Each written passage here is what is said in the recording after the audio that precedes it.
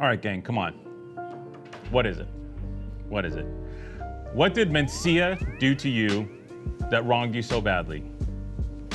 What are you scared of? What are you afraid of? Is Mencia this bully that used to stick you in a trash can in high school? Is Mencia that guy, that suave guy that took your girl and you're bitter? What's going on with Mencia? How come you guys don't buy more Mencia from us? Because I tell you what, we're gonna try and keep jamming it down your pie holes. You know why? Because Mencia is the shiznit. It is one of the world's great grape varieties.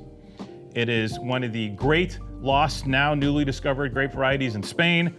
And it makes truly compelling wines, and some of the world's greatest winemakers are making them. And the prices are comically low. That being said, this is one that you should know. If you bought a Mencia from us, and I hope you did, from the Bierzo region, we hope you bought this one. This is the new vintage of Petalos. So this is from Descendientes de Jose Palacios. This was a label conceived in the 1990s. Yes, this is, wow, it's been a while. Getting older, good Lord. Conceived in the 1990s by Alvaro Palacios. He was Alvaro Palacios of Priorat fame. Finca Dofi, the famous La Ermita, $1,000 a bottle, one of the most expensive wines in Spain, not to mention the world. And in the 90s, he decided that the next frontier, well, him and a couple other folks around the same time, were thinking Bierzo. Bierzo is in an area called Green Spain. We are on the edge of Green Spain and continental Spain. Northwestern Spain. This is just above where like Portugal starts. So Portugal's there's a little cutout, and you got that little cutout piece of Spain above, and you go right to the right there, that's Bierzo. And here in Bierzo, you have these fantastic rolling hills, steep hillsides, gorgeous vineyards, a wonderful melange of soils, and you have the famous Mencia grape. Well, now it's famous. What is Mencia? 2 seconds on Mencia. You know, there's a mix. A lot of people are trying to figure out exactly what it is because it's a bit of a chameleon in the cellar. We think it could be a derivative grape from maybe brought from France during people that took the pilgrimage on the Camino de Compostela. Help me with my words, right? When a lot of folks were coming from France and they were taking a long walk down to Santiago de Compostela for religious reasons, they think this grape may have been deposited by some French pilgrims. And thank you. Hammered it. So I'm so good with words today. With some French pilgrims, and maybe planted and then kind of took off from there. So it could have been maybe a strain of Cabernet Franc, a strain of, we don't know exactly what. But Mencia is its own gig in this area of northwestern Spain.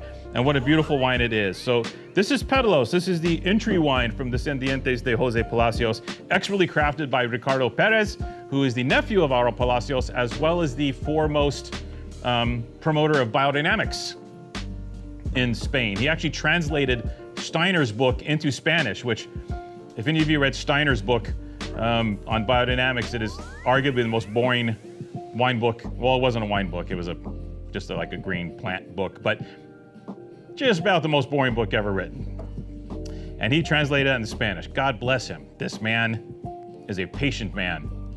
Amazing. He's also a hell of a winemaker.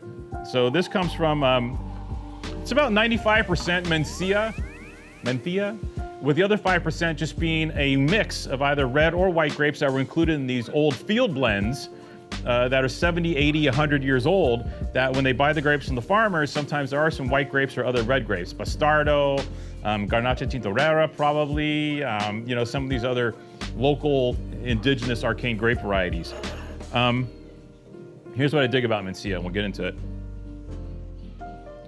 I told you earlier it's a chameleon. Like, don't you want a grape variety that's so complex, it's almost 3 grape varieties at the same time?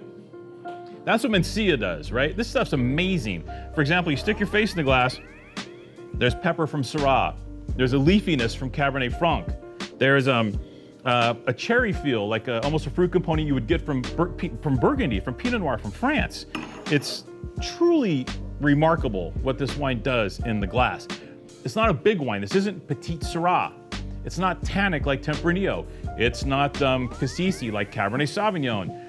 It is this wonderful wine that kind of encapsulates 3 different grape varieties Beautifully executed all at once. More Pinot-like on the palate, medium weight, silky tannins, with a snap, a nice little crunch in there that's more reminiscent of Cabernet Franc, like Loire Valley Cabernet Franc. Think Chinon, or think Bourgogne, or some of these things from the Loire Valley. And then you got that nice little peppery mineral thing from the Syrah, just wrapping it all up. Again, it's literally like tasting 3 wines at once.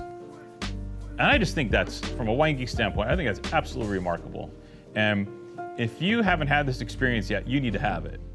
This is all neutral oak, mostly organically grown.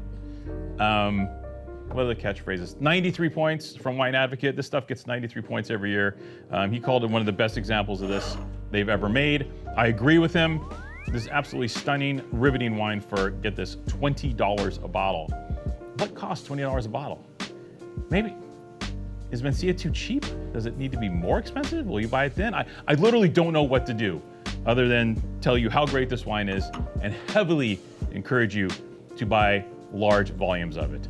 The Petalos from Descendientes de Jose Palacios, one of the greatest $20 red wines we have in the store. Cheers.